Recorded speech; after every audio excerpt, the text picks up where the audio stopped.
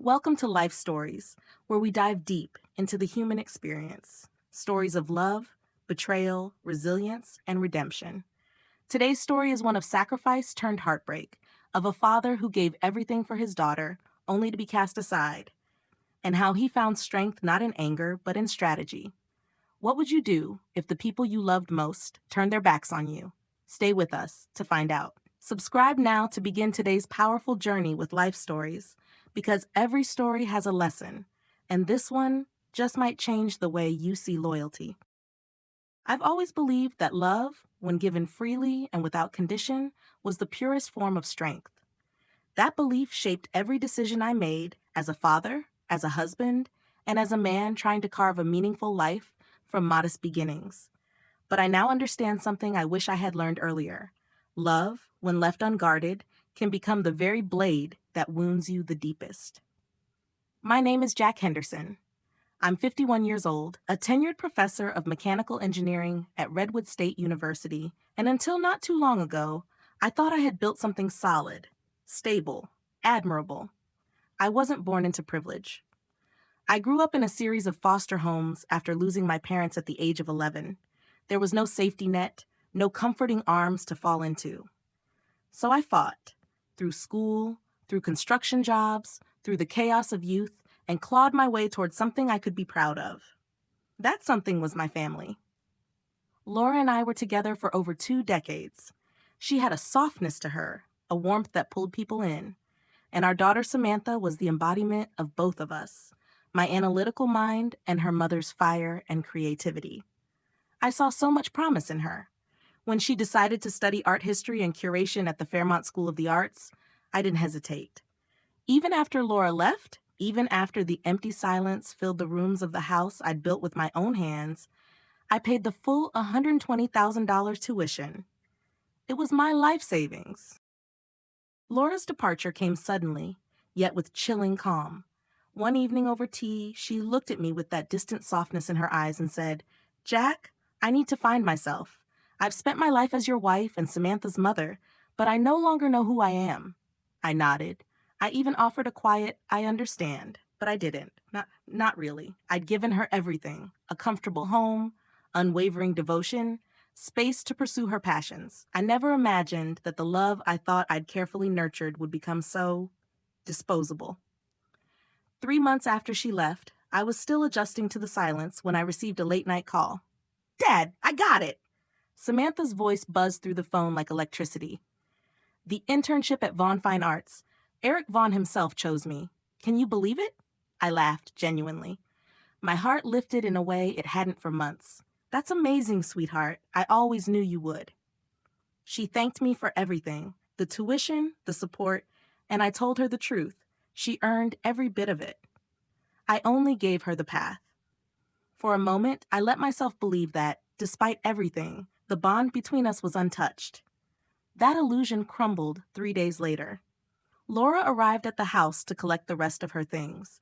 I said nothing as she moved through the rooms until she casually mentioned that Eric was outside helping her load the heavier boxes. Eric Vaughn, her yoga instructor. The one I had asked about 6 months earlier when she started attending classes every Saturday for hours. She'd said he was just a friend. "How long?" I asked, my voice so quiet it surprised even me. "8 months," she replied, chin lifted, but it became serious only after I left. 8 months.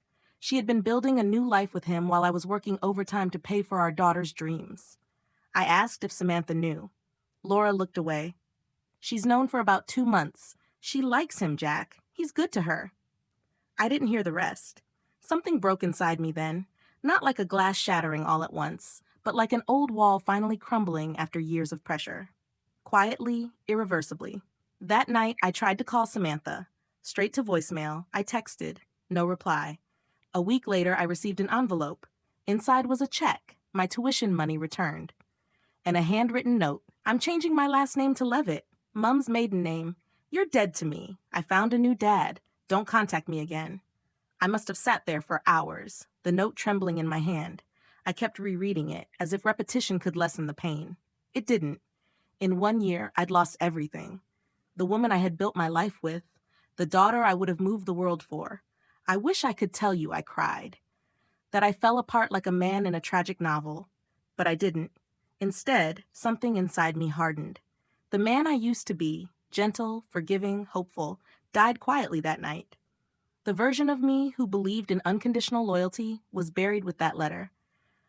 What rose in his place was someone different, someone colder, someone patient, because I knew I would never get back what they took from me.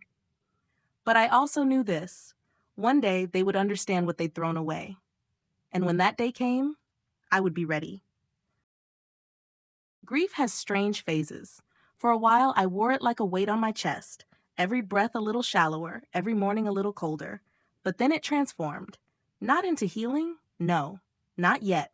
It became something sharper, focused, controlled. I returned to work with a kind of tunnel vision. My lectures at Redwood State became legendary for their difficulty. Students called me the machine. Office hours disappeared. I taught, I researched, I existed, but I wasn't living. Then came Ethan Parker. He was a new doctoral student, mid-20s, ex-Marine, sharp eyes behind modest glasses. At a time when I trusted no one, he walked into my office and said, "Sir, I've read your entire body of work. Your application of chaos theory to mechanical systems changed the way I think." There was no flattery in it, just honesty, a calm, grounded presence. I agreed to mentor him, not because I cared, but because I saw something in him.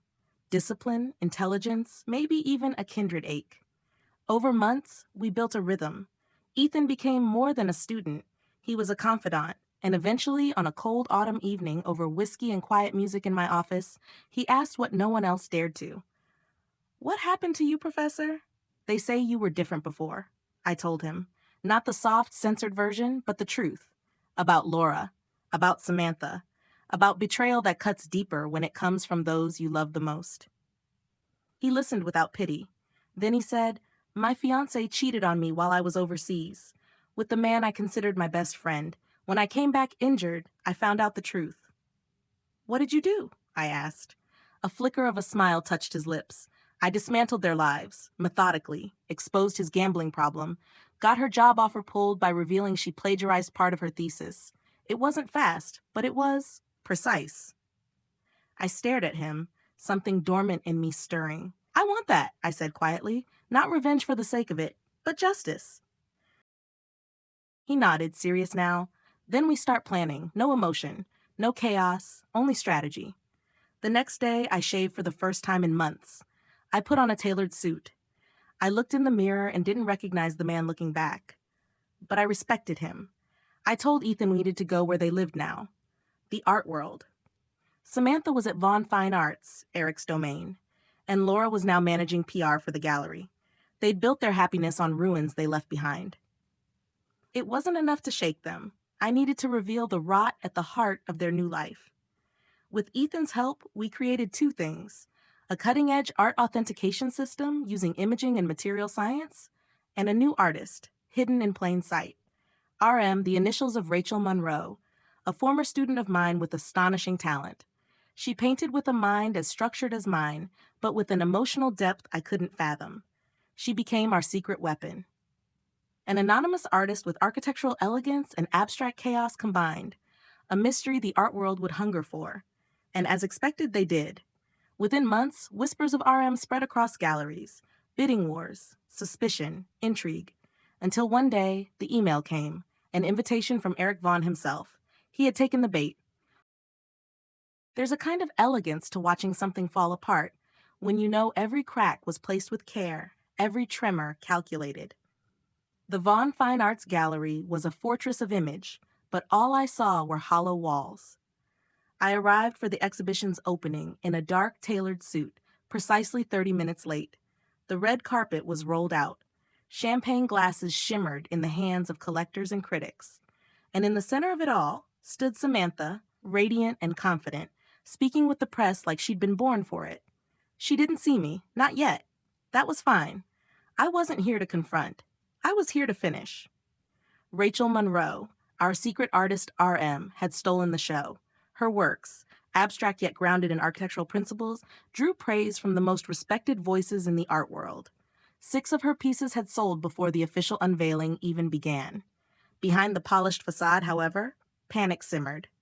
Just hours earlier, Ethan had run our authentication system on one of Eric's prized acquisitions, a painting recently acquired with fabricated provenance.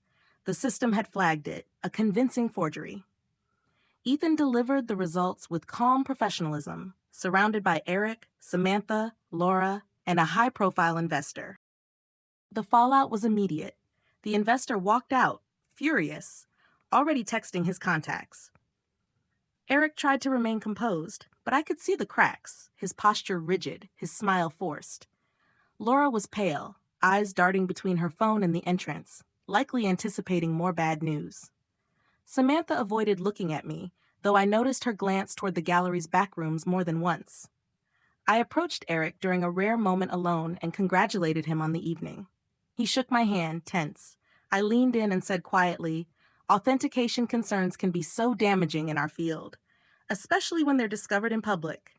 He froze, then snapped, "This is your doing, isn't it?" "I introduced you to a brilliant young artist and a tool for truth," I replied calmly. "What you did with that truth, that's on you." Before he could reply, the entrance erupted in chaos. A furious investor, Harold Wentworth, stormed in, demanding answers. Security tried to contain him, but the damage had already begun.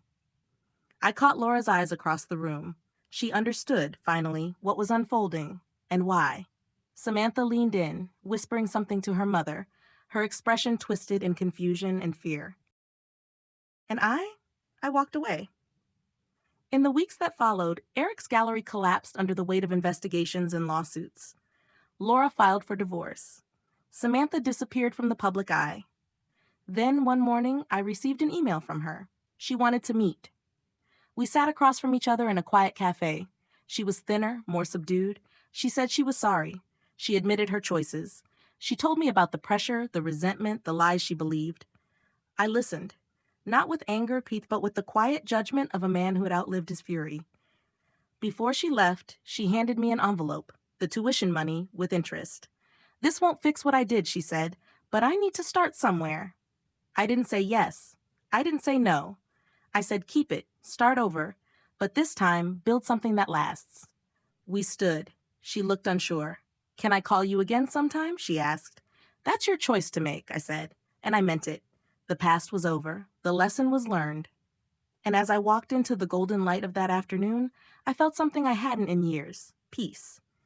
This is where my story ends. But life, as always, goes on. In the quiet that followed, I realized revenge had never really been the end. It was a bridge, painful, necessary, to something else. Not redemption, perhaps, but understanding. Samantha's apology didn't undo the past, but it opened a window, a small one, enough to let in light. Eric Vaughn was eventually convicted: fraud, tax evasion, and selling forged artwork. Laura faded from the public eye, retreating to another city. I never followed up. I didn't need to. Ethan now lectures at one of the most prestigious art institutions in the country. Rachel's paintings hang in museums across continents. And me? I still teach, still guide. But I smile more now. Not because I forget, but because I've made peace with remembering. Samantha and I are not father and daughter in the way we once were, but something new is beginning. Quiet conversations, occasional coffee, a respect born not from blood, but from survival. Life has a way of pulling us apart, testing our loyalties, and sometimes forcing us to let go of who we thought we were. But it also, if we're lucky, offers us the tools to rebuild, stronger, wiser, and with a little more compassion than before. So this is how my story ends, not with a dramatic finale, but with a slow, steady heartbeat returning after silence. A lesson learned not just by me, but by all of us. Thank you for watching and sharing in this journey. If this story moved you, if it made you think about love, loyalty, and the power of patience, please subscribe to Life Stories for more powerful narratives of real emotions, real people, and real lessons. New videos are coming soon, and you won't want to miss them. We'll see you in the next story.